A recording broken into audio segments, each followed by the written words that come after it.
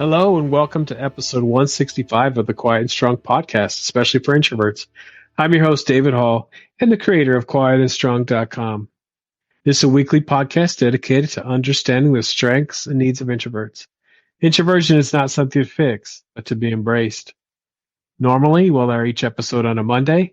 Be sure to subscribe on your favorite platform. Leave a review. That would mean a lot to me.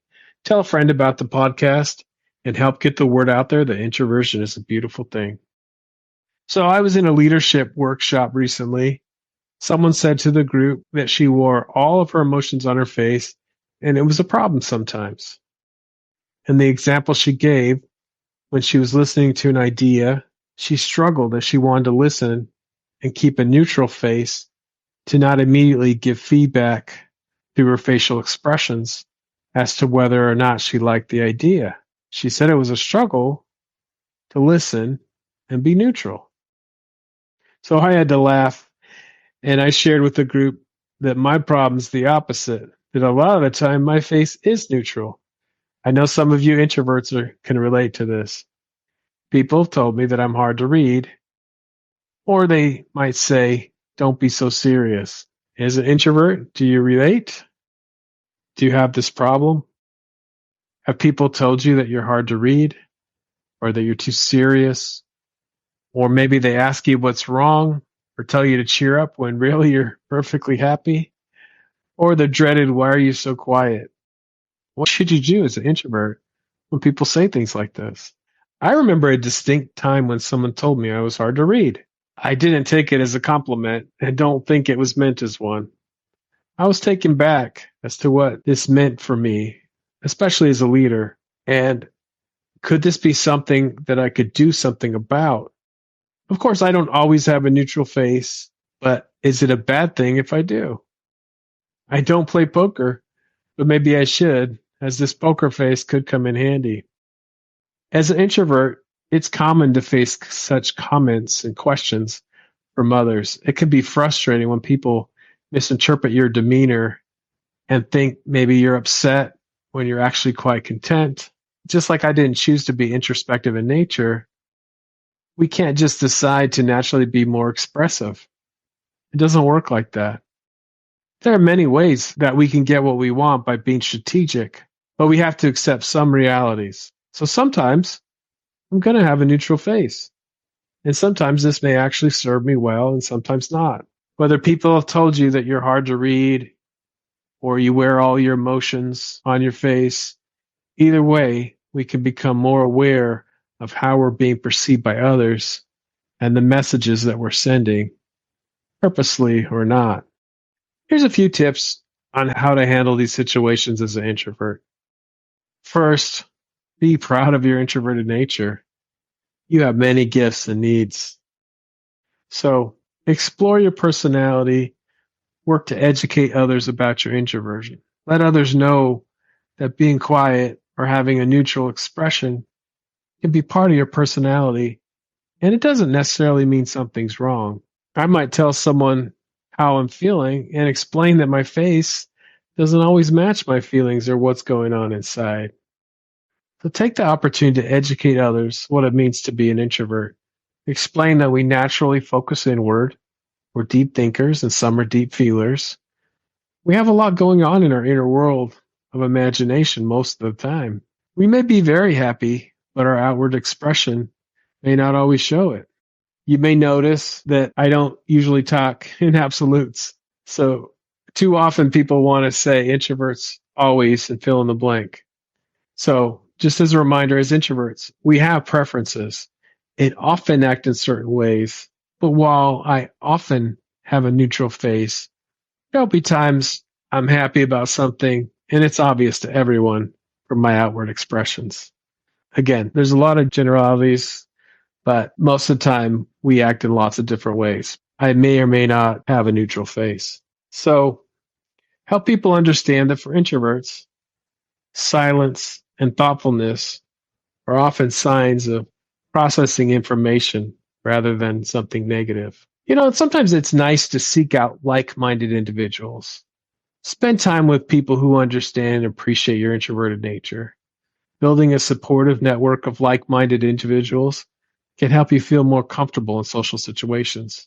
I'm not saying to only hang out with introverts, but it's nice to be with people from time to time that get you and you don't have to explain yourself to. It's nice to be in conversations where silence isn't awkward, but understood and appreciated. And then, of course, communicate your needs. Be honest and open about your needs as an introvert, whether it's needing some time alone or time to process your thoughts, or preferring one on one conversations over group settings. Communicate what makes you feel most comfortable. And just really accept who you are. Focus on the good things about you. Remember, there is nothing wrong with being an introvert. In fact, it's a beautiful thing.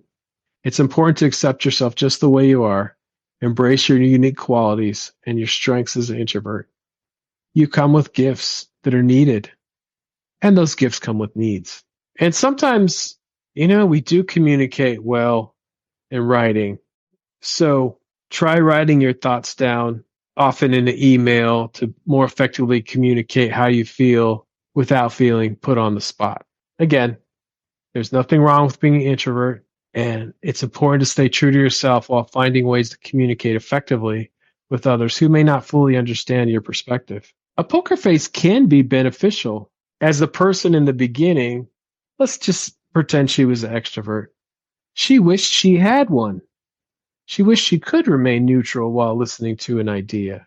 An introvert may find it beneficial to have this poker or neutral face in various situations, where maintaining a neutral or unreadable expression can be advantageous.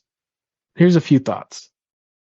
Maybe you're in a negotiation, whether business deals, salary negotiations, or other agreements. Maintaining a poker face can prevent the other party from discerning your true thoughts or intentions. This can give you an edge in negotiations, but not revealing your hand too soon or showing any signs of weakness. Also, it can come in handy in conflict resolution.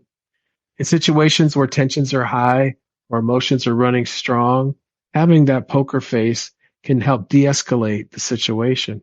By remaining calm and composed, you can diffuse conflict and focus on finding a resolution without getting drawn into the emotional dynamics of the situation.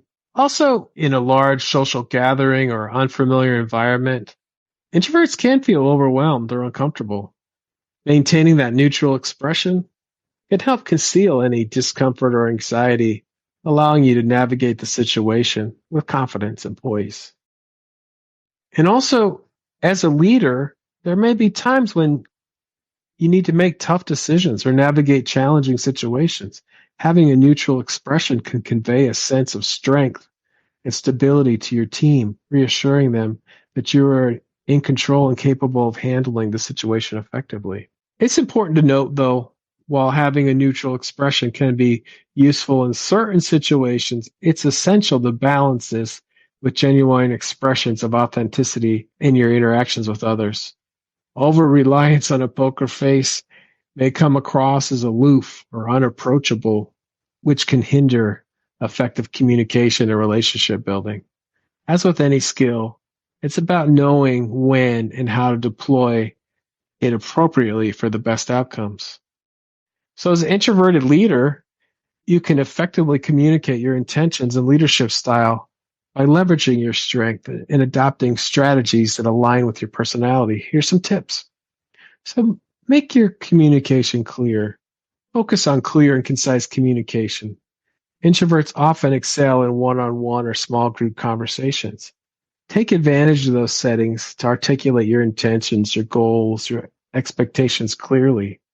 Use active listening to ensure that others understand your message and they feel heard. And lead by example. Demonstrate your intentions through your actions. Your consistency and commitment to your values and goals will speak volumes about your leadership style.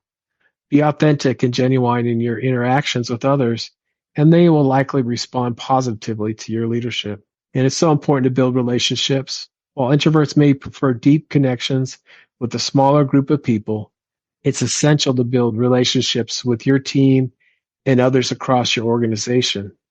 Take the time to get to know people individually. Understand their strengths, their challenges, and show empathy and support when needed.